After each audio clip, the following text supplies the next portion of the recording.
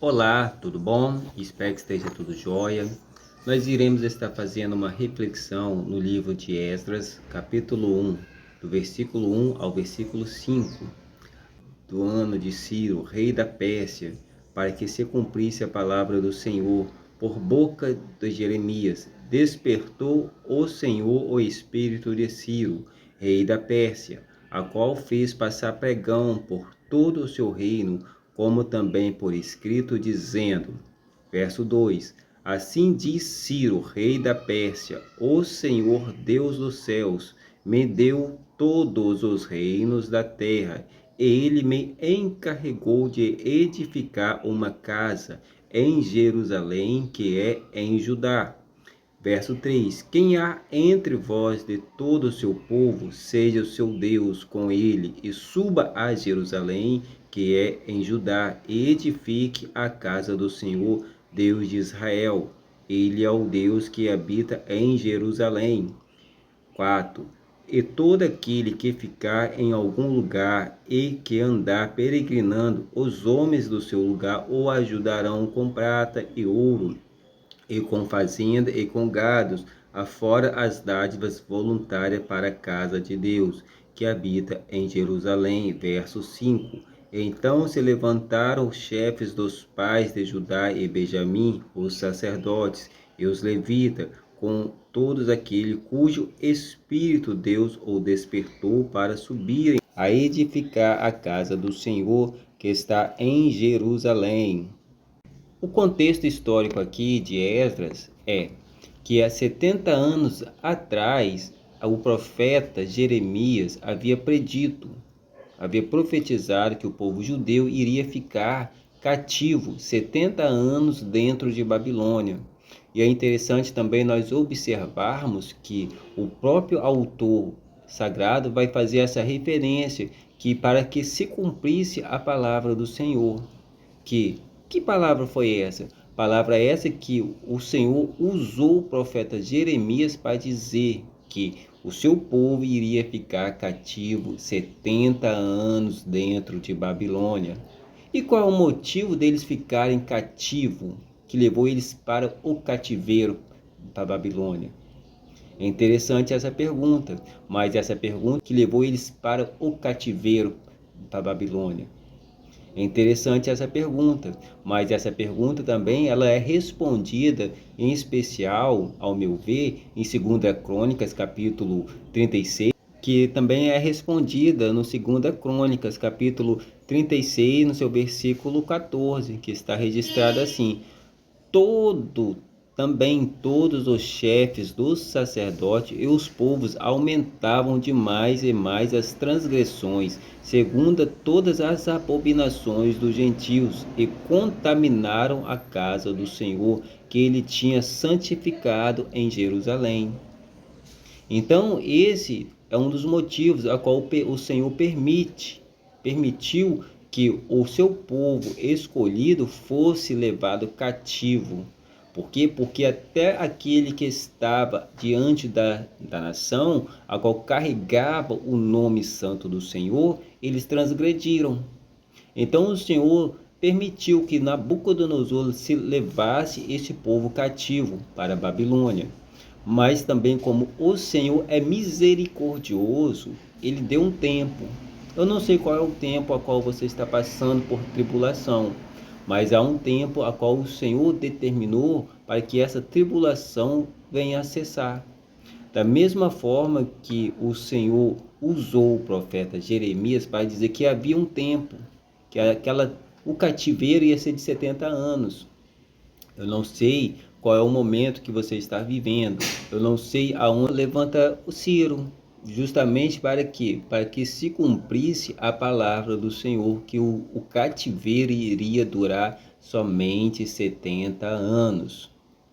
E é interessante também que no próprio verso primeiro vai dizer que houve dois tipos de comunicação da libertação do povo israelita. Através de uma palavra, foi dito, e também foi escrito.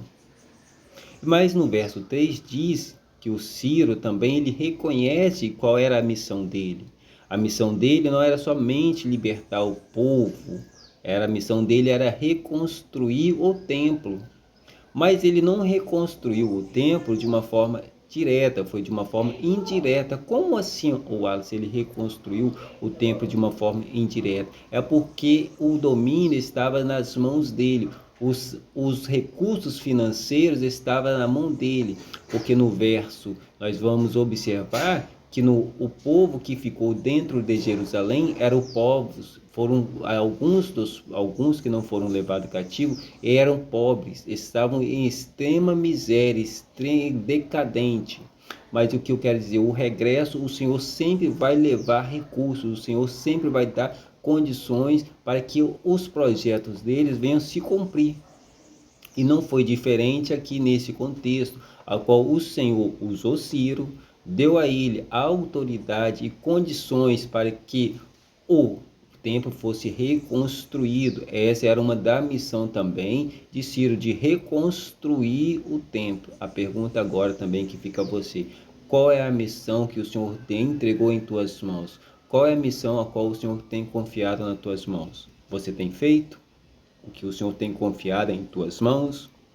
É interessante aqui também que Ciro, ele reconhece que foi Deus. E você tem reconhecido, ou melhor dizendo, nós temos reconhecido que tudo aquilo que nós temos, ou tudo aquilo que nós fazemos, é porque o Senhor nos confiou em nossas mãos? E nós temos reconhecido que é o Senhor que vai agindo, que nos usa como instrumento em suas mãos? Algo a ser refletido no nosso dia. O que nós temos não é por nossa força, tudo vem porque o Senhor nos confiou algo em nossas mãos. O Senhor entregou um talento a ti, entregou um talento a mim, para que a obra dele fosse aperfeiçoada. E no verso 3 diz: e quem entre vós, faz uma referência àqueles poucos ainda fiéis que tinham um coração voltado para o Senhor. E vamos observar também que aqui dentro, mesmo sendo cativeiro, mesmo dentro da Babilônia, ali naquele momento, nem todos queriam voltar para reedificar, reconstruir o templo. Porque ali dentro, eles já haviam conquistado algumas coisas. Ou seja, eles não queriam mais voltar para sua terra natal, pois eles já haviam se perdido a sua identidade cultural, eles já haviam perdido aquilo de essencial para um povo, que era seu idioma. Aqui também Ciro ele nos ensina que o povo babilônico, ou seja, o Império Babilônico, ele retirava o povo da sua terra natal e colocava em lugares diferentes. Isso tudo uma forma de dominação, de fazer com que o povo perdesse a sua cultura. Agora, Ciro não, Ciro, o Império Persa, faz diferente, a dominação diferente. Ele dá liberdade para que aqueles povos que foram subjugados anteriormente por Babilônia voltassem, regressassem à sua terra. Isso também faz entender que quando ele faz isso, ele faz uma forma de aculturação, que os povos novamente subjugados iriam aprender a cultura deles, mas dentro da sua terra. E aqui são poucos que se levantaram para reconstruir o templo, a qual estava destruído. Em 2 Crônicas, capítulo 36, vai dar detalhes que o templo foi queimado, tudo estava queimado. E aqueles povos que ficou 70 anos lá dentro não queriam mais voltar. A trajetória ia ser muito difícil. Pode ser que eles pensassem: eu vou ter que caminhar daqui lá, a caminhada não é pequena. A caminhada é longa, não tem recurso, não tenho segurança para retornar para a cidade. Mas nós vamos ver que mesmo assim, para fazer a obra do Senhor, são poucos que vão se levantar, são poucos que irão dar as mãos. Aqui também faz entender que o Senhor despertou, no verso 3 fala que o Senhor despertou o espírito de alguns homens para que fosse levantado. Isso faz entender que não é o homem que procura a Deus, mas é Deus que procura o homem, é Deus que vai ao encontro da humanidade, o Deus que vai ao encontro do ser humano, porque por ser humano mesmo ele não vai procurar Deus. Isso fica muito evidente no livro de Gênesis, quando Adão e Eva eles caem em transgressão. Nós não vamos ver em momento algum aqueles primeiros seres humanos ali, no caso Adão e Eva, procurarem ao Senhor, mas é Deus que vai ao encontro desse casal. Então o Senhor desperta. Que hoje nós também podemos fazer uma oração pedindo para que o Senhor desperte o espírito dessas pessoas que não querem nada, não querem regressar, não querem voltar para o Senhor. Está em nossas mãos.